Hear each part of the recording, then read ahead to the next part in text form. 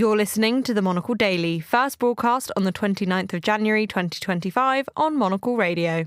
Russia accuses Ukraine of bombing too close to nuclear facilities for comfort, which is arguably a bit ripe coming from them. Is the unleashing of China's DeepSeek really AI Sputnik moment, or just another means of churning out pointless, inaccurate garbage? And the converting of the White House briefing room into an influencer peanut gallery. I'm Andrew Muller. The Monocle Daily starts now.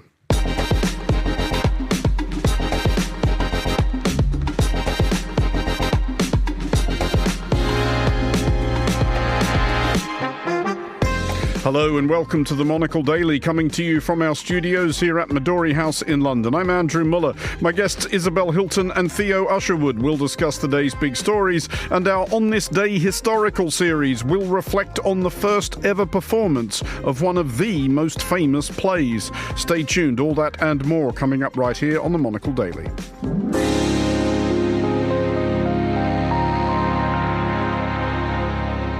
This is the Monocle Daily. I'm Andrew Muller, and I am joined today by Isabel Hilton, visiting professor at King's College London's Lau Institute and founder of China Dialogue, and Theo Usherwood, the political journalist and broadcaster. Hello to you both.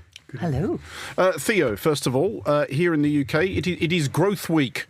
It is Growth Week, and I just think what's so interesting about Growth Week from a British journalist, political journalist perspective, looking from the outside in, is that for the first time we're getting a real sense of the tensions that exist within the hierarchy of the Labour Party and the Labour government, namely Ed Miliband, who appeared before an environmental audit committee on Wednesday. It's not that exciting, I promise you, to say that you could only have a third runway at Heathrow Airport if it complied with the government's legal obligations when it came to carbon emission reductions. And then, of course, you had the Chancellor today at a secret location, well, it turned out to be Siemens factory in Oxfordshire. Well, that's blown his cover. Yeah. Detailing, of course, going through why, we've got to stop worrying about bats and great crested newts and get on with the task of securing economic growth. And then, of course, Sadiq Khan, the Mayor of London, who until last summer was the most senior elected Labour politician in the land, extolling that, or threatening that he may well take this to a judicial review in the upper courts should his colleagues in the Labour Party, Rachel Reeves and Keir Starmer, press ahead with a third runway. And I think it'd be quite the look for a Labour mayor to spend tens of thousands, if not hundreds of thousands, of taxpayers' cash challenging what a Labour government is doing. Great crested newts, nothing but trouble, always said so.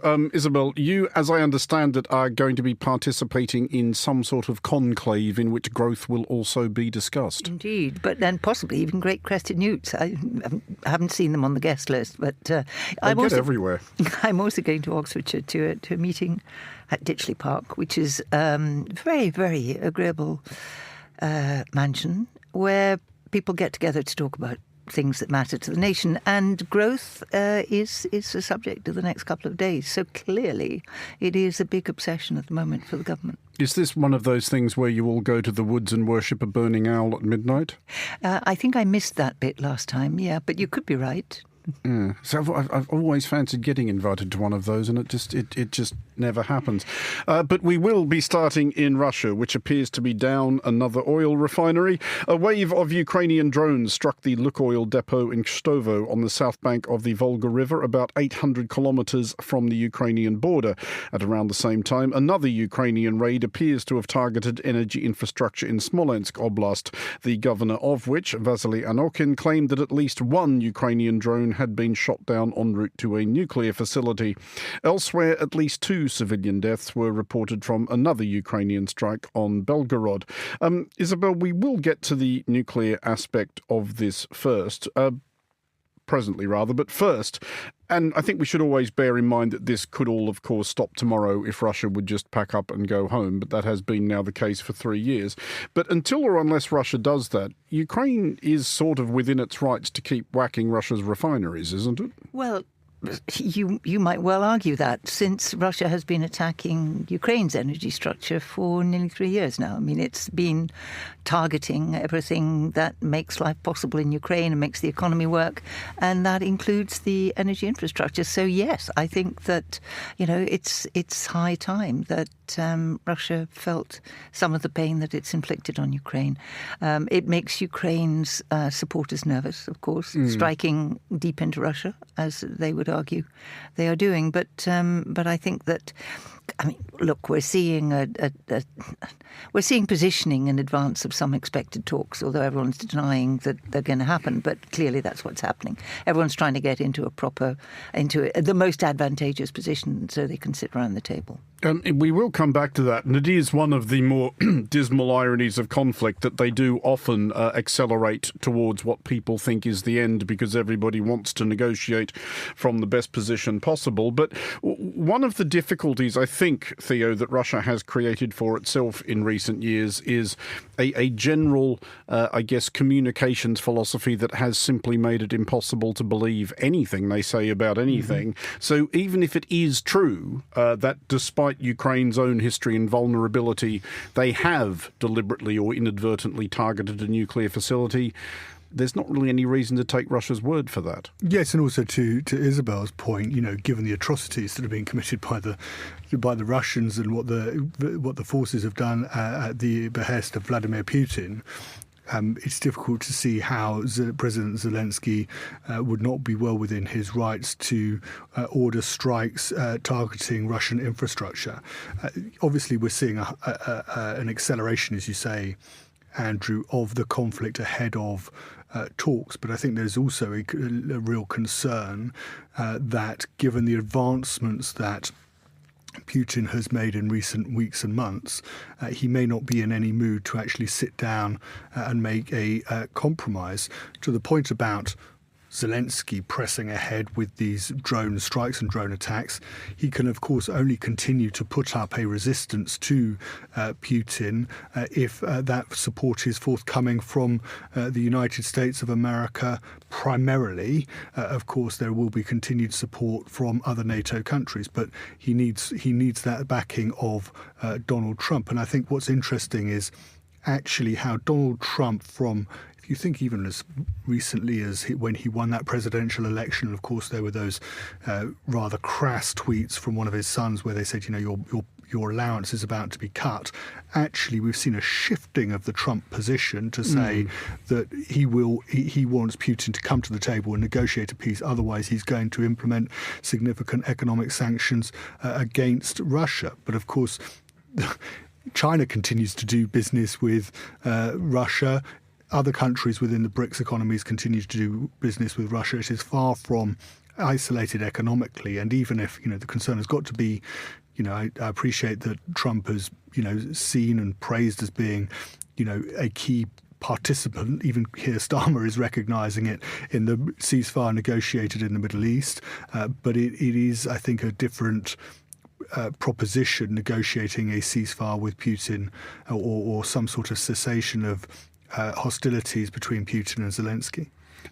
Isabel, do we get any sense, though, that, President Putin is any keener to come to any sort of terms, even his own terms, than he was? We are, of course, now a bit past Donald Trump's self-declared deadline of, sorting this all out in 24 hours. Putin doesn't seem, at least as far as we know, all that concerned, does he? Well, he certainly wouldn't show it if he did. But I mean, one of the difficulties is that when Donald Trump finally unveiled his magic formula for settling the war in 24 hours, it turned out to be the thing that Biden's been doing for some time, which is economic sanctions against Russia. And indeed, there are many leaks and holes in those sanctions, including in the European Union, which continues to buy energy from Russia, and the kind of recycling of oil through India. So there are varying opinions on how much pressure the Russian economy is really suffering as a result of those sanctions. And certainly it's become a war economy. And it may be that in another 12 months it's in serious trouble. But right now it doesn't feel that bad at home. And I think that as long as that is not the case, he's drafting in Koreans to, there are a lot of people dying in that war. But again, he's not getting much political pressure from that yet. If he were wise, he might want to negotiate before that was really the case. And given that the narrative has been that the Ukrainians are not doing that well, this might be a good moment for Putin to try and settle. But the question that won't be answered, I suspect, when Putin does come to the table, is what security guarantees can Ukraine have, even if there is a ceasefire, even if they draw a line on the new border? You know, what's to stop Russia coming back in another 3 or 4 years and taking some more? And that's certainly what bothers Kyiv. And I can't see, I mean, given Trump's short attention span and given his approach to Gaza, for example, he doesn't seem to have a very nuanced understanding of the importance of the day after. Just finally on that, Theo, President Volodymyr Zelensky does have some thoughts on what those security guarantees could look like, and he has discussed them again this week. He has spoken of his retrospective regret that Ukraine gave up its nuclear weapons in 1991, though it's not clear under whose command and control they actually were. And he has said that the future for Ukraine has to be either membership of NATO or becoming a nuclear-armed state.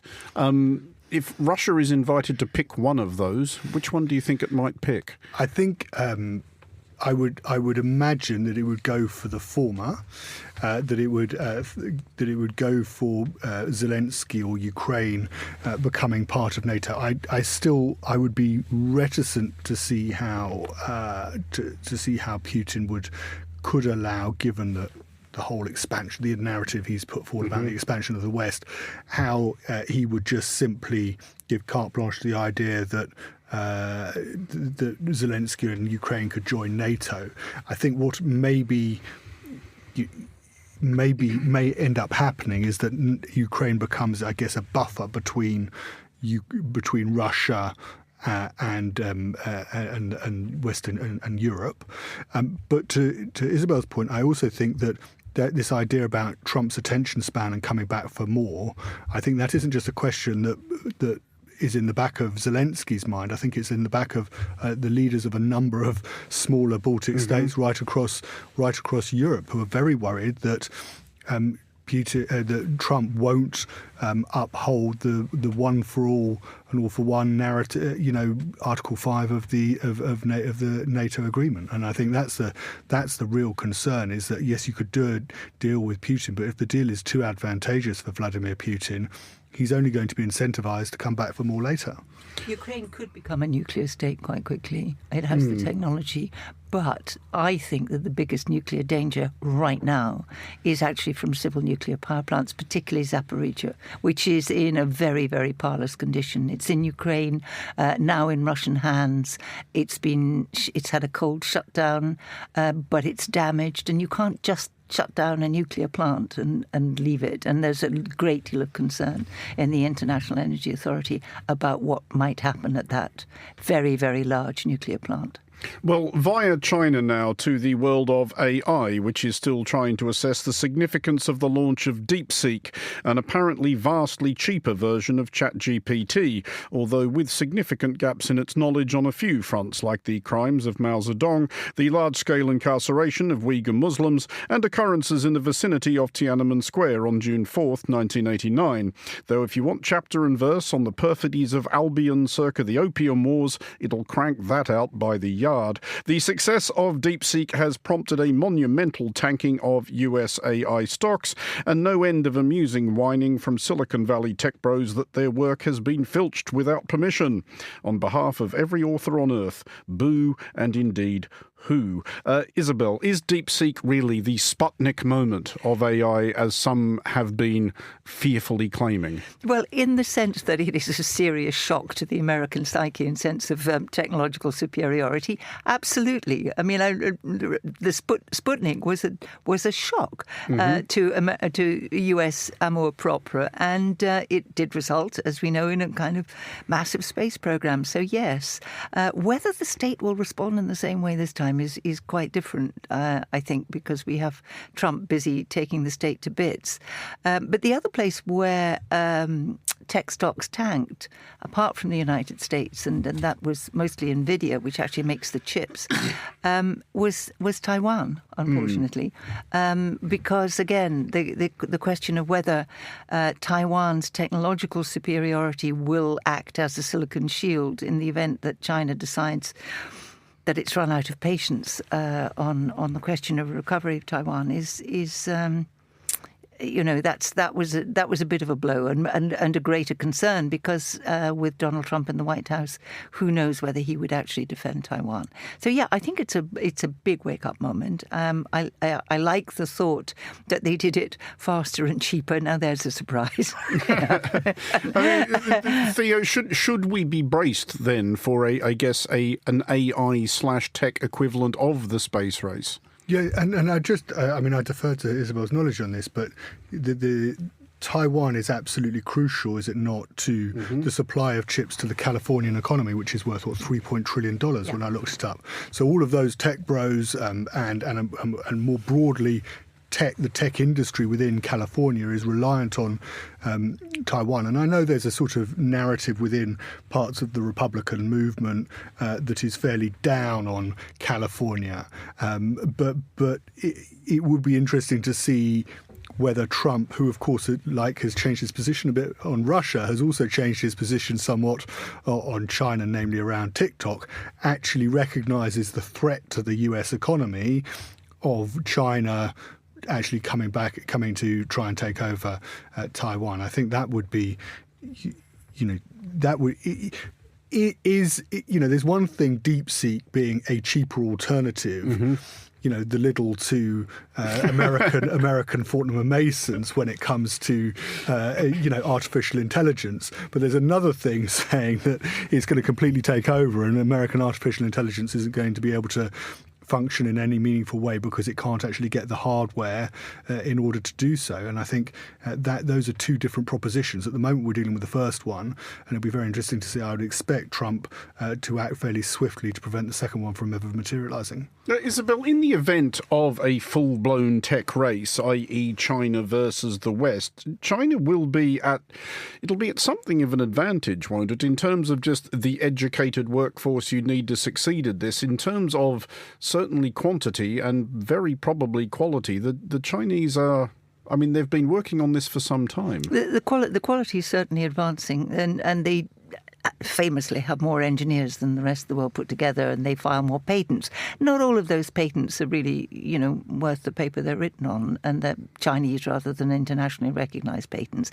But nevertheless, there has, since the 12th five-year plan, we are now in the 14th, been a concerted effort to upscale Chinese technology across a whole range of technologies, including low-carbon technologies, all the electric vehicles, batteries, everything that the Chinese envisage the 21st century is going to need. And they have invested in it. And this is bearing fruit. What I think the shock to the United States over this one was that there has been a concerted effort to try to ensure that the means of production and the means of advancement, which are the advanced chips, didn't reach China. And that has included stopping the Dutch from exporting the machines that allow you to make the most advanced chips. This has been a long process of denial of what were considered fairly critical items. And despite that, here we have a large language model, which is apparently pretty good, regardless of its amnesia over Tiananmen. So it's not just that it's a technological shock, it's also a policy failure of a fairly major kind, and some policy response is going to have to be found. Just finally and quickly on this one, Theo, authors, creatives of all kinds generally take a very dim view of copyright theft, the unauthorised use, reproduction, exploitation of the work, etc. I know for one, I do.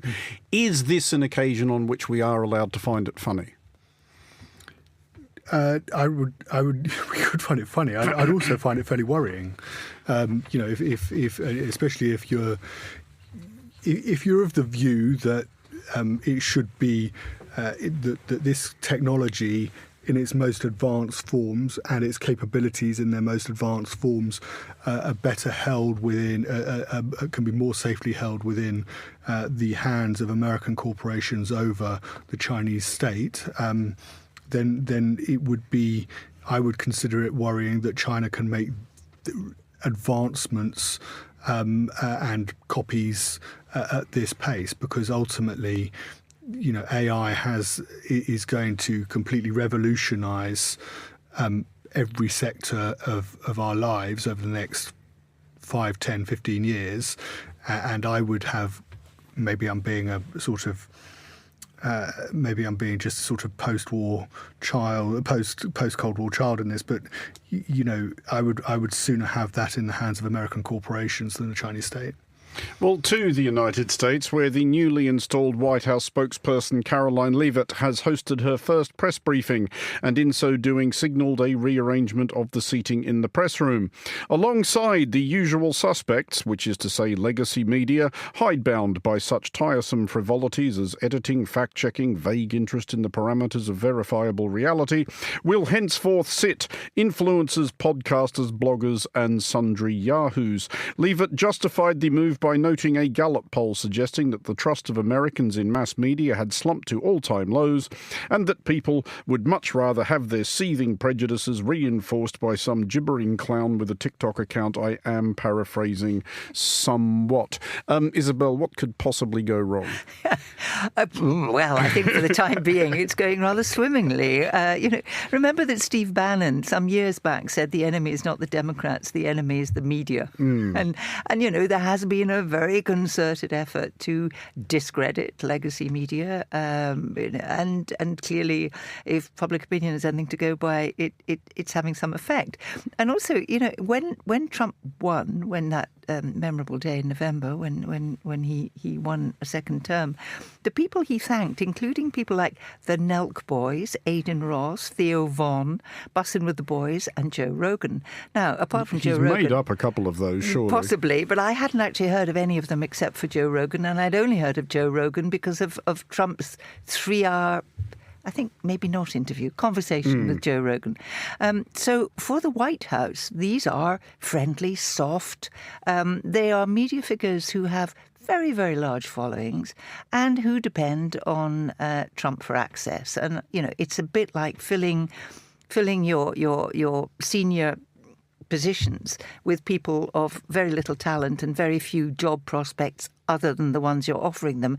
It absolutely ensures loyalty. They're not going to give you any trouble. Theo, this line of hers about lack of trust in mass media, I'm not about to sit here and suggest that mass media in the US or elsewhere has never once done anything wrong ever, but that's at least partly on the consumers, isn't it? This is people who have made a decision to stop engaging with media which might suggest that the world is complicated, that there are nuanced approaches to issues, because people would rather just have somebody on Fox News or on TikTok shrieking at them. I think this should be viewed as much more cynical rather than it just being this sort of experiment. If you think back to 2016 when Trump became president for the first time, the disaster shows that became those White House press briefings with Sean Spicer, Sarah Huckabee Sanders, and what you had was, if you're dealing with this kind of populism, and I don't say this lightly or even in a way to disparage Trump, but it has some severe limitations, right, when it comes up against reality. And the proponents of that reality are mainstream journalists from CNN, from the Washington Post, and the New York Times, wherever, who then confront the likes of Sean Spicer or Sarah Huckabee Sanders and says, actually, this doesn't work. And then you end up with this very antagonistic relationship. And because there were more of the journalists than there were of the press secretary, and you had brighter, more erudite individuals sitting in those seats asking the questions than the press secretary, who won that contest. When you looked at those standoffs, there was inevitably on the vast majority of occasions only ever going to be one winner. And so Trump you can't change the record of Trump populism, right? You can't. The press secretary is always going to have the same narrative, whoever the person is. So what do? You change the audience. And that's what Trump's doing. And I think that's why this is actually is a cynical move to ensure that those press briefings take a very different tone. And I think it is damaging for democracy, and I think it is going to be damaging ultimately for America. I've actually watched some of these podcasts. I watched the one he did with Sean Ryan, and who was a former, I think he was in the CIA. He runs a very successful podcast interviewing former members of the Secret Service and CIA and intelligence agencies, Navy SEALs and the like. And what I found really disturbing about it was that Trump knew exactly what he was doing. He was being criticised from the Democrats and from former generals who had worked in his administration that he wasn't loyal to the troops, that he was not going to stand by and stand up for American veterans. He knew exactly what the problems were, and he picked out these individuals with large audiences in those particular communities, and he went in there with a very clear idea of what he wanted to say. And did he get a moment of challenge? Of course he didn't. Well, finally to Japan, the shifting demographics of which have prompted a rethink of the operating model of one high street fixture. The convenience stores of FamilyMart have traditionally been franchised to husband and wife teams. However, as more Japanese disdain marriage, such couples are becoming harder to find. And accordingly, FamilyMart has started permitting solo operators to bid for contracts. Rival 7-Eleven, meanwhile, is sticking to a model of two-person ownership. Isabel, how certain are you that having married couples run the place is a guarantee of a harmonious workplace? Well, speaking personally, I wouldn't have thought it would work at all. I mean, it's quite common in couples to have people with diverse talents and diverse views on how businesses could be run. So I think I would leave it to the women. I bet they do a better job. Theo, what do you think? I just keep thinking, one of my very, very favourite albums, and it's probably nearly 50 years old now, Richard and Linda Thompson's Shoot Out the Lights. Richard Thompson has, in fact, played here in this studio on at least 2 occasions. But that is, of course, famously the soundtrack of a marriage disintegrating, performed by the people whose marriage was disintegrating. And I just kept thinking that I was trying to think of a sort of a musical of Shoot Out the Lights set in a convenience store, because that's what I was just wondering whether this was a sort of Japanese version of sort of 40 Towers, instead of it being a B&B in Torbay or wherever it is, that it's a convenience store. But I didn't, and the article didn't allude to this, but whether actually there are some these franchises are having to offer contracts to singletons over couples because of the changing pressures or the demographics of the way people live these lives in what are actually quite societally conservative. You know, you have couples there to provide a service, and they do it as a and that is, when you go to Japan or Korea, they live. I haven't been to Korea, but I've been to Japan. It's a very conservative, formal society, and I wonder whether actually what we're starting to see, and this is just supposition on my part, is that actually these chains are recognising that it is no longer possible to find those couples to fulfil those contracts, and therefore having to turn to individuals instead. It's a bit of a bizarre rule, though, isn't it? That a married couple is better at running a convenience. It's pretty odd in the first place. And besides, if the problem is a shrinking population, surely their customer base is shrinking too. So they could equally well just have, half the number of convenience stores and stick to the married couple. The other thought that occurred to me, given that these stores are supposed to be open 24 hours, and obviously I know they probably hire other people, but for the basis of the joke, stick with me. Yeah, they'd never see each other. I mean, and maybe that is... Maybe that's the attraction. Maybe that's it. That is both the attraction of the operational model and the key to a lasting and happy marriage. Isabel Hilton and Theo Usherwood, thank you both for joining us. And finally, on today's show, our On This Day historical series recalls Shakespeare's unwitting unleashing of a monster. A love-struck Romeo, sing the streets of serenade. Romeo Montague is, of course, the most atrocious dickhead in the entire English literary canon. Yeah, I said it. This insufferable adolescent would have been bad enough had he been a real person, a pestilential creep seeking, as pestilential creeps often do, to style out their pestilential creepiness as romantic devotion. But soft, what light through yonder window breaks? It is the east, and Juliet is the sun. All right, settle down. But given a voice by the greatest of dramatists and subsequently life by some of the greatest of actors, Romeo has been not merely annoying, but dangerous. A model who has encouraged generations of entitled and self-regarding young men to believe that infatuation excuses any foolishness or wickedness. And he first strode a stage, well, somewhere between possibly and probably, on January 29th, 1595. At which point, a necessary disclaimer.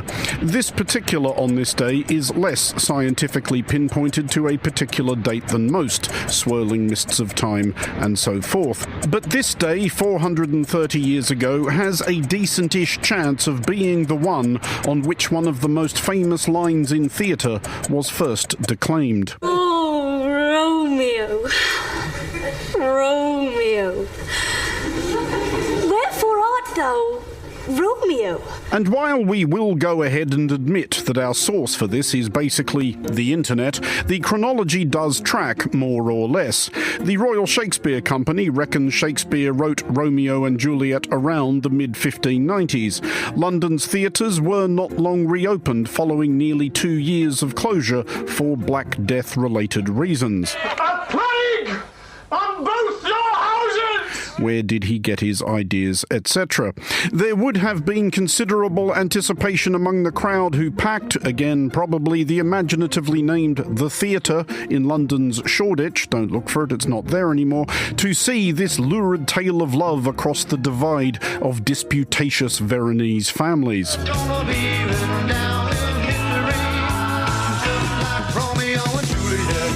It was performed by Shakespeare's own company, the Lord Chamberlain's Men. The first Romeo was likely the great Elizabethan actor Richard Burbage, the first Juliet Robert Gough, who, despite being a chap, often played the female parts. Recorded sound being nearly another 300 years off, there is of course no audio of the performance. The closest we can get to such antiquity may be from 1936, with Leslie Howard and Norma Shearer in the title roles. Then have my lips the sin that they have took. Sin from my lips? Oh, trespass sweetly urged. Give me my sin again. Get a room already. Pretty much everybody has since had a bash at it, very probably including many listeners to this program, ushered in front of a classroom, or worse still, a school concert hall full of fidgeting parents, and probably not carrying it off quite, like Leonard Whiting and Olivia Hussey. Oh, wilt thou leave me so unsatisfied? What satisfaction canst thou have tonight? The exchange of thy love's faithful vow for mine. Never heard it called that before, and so forth. But to return to the original point of this here soliloquy, while there was obviously nothing much wrong with the script, Shakespeare's overwrought anti-hero and what he represents has strewn considerable wreckage across the centuries since, not least via the lesser works his example has inspired. These are barely countable, but to cite two more or less at random, John Cusack's lovelorn twerp brandishing a boombox outside his paramour's bedroom window and berating her with a dismal Peter Gabriel track in Say Anything, and Andrew Lincoln's oily stalker saying it with faintly menacing flashcards in Love Actually are both basically Romeo with much worse writers. Regrettably, neither of them go the way of Romeo, which ideally would have been via a thoroughgoing pasting administered by, respectively, an irate father or husband. At which point, Shakespeare would be within his rights to rise from his tomb and note that everyone may have missed his point, and that it is scarcely his fault that ever since Romeo first trod aboard, Western culture generally has internalized and accepted that taking a fancy to someone, one, legitimizes pretty much any amount of melodramatic grandstanding, and two, works. Which, to save everyone a lot of trouble, it doesn't, and it doesn't. Heaven is here, where Juliet lives. and every cat and dog and little mouse, every unworthy thing, live here in heaven and may look on her. But Romeo may not. More validity, more honourable state, more courtship live in carrion flies than Romeo. They may seize on the white wonder of dear Juliet's hand and steal a mortal blessing from her lips. But Romeo may not. Plenty more fish in the sea, son. Get a grip. For Monocle Radio, I'm Andrew Muller. And that is all for this edition of the Monocle Daily. Thanks to our panellists today, Isabel Hilton and Theo Usherwood. Today's show was produced by Monica Lillis and researched by Maisie Ringer. Our sound engineer was Elliot Greenfield. I'm Andrew Muller here in London. The Daily returns at the same time tomorrow. Thanks for listening.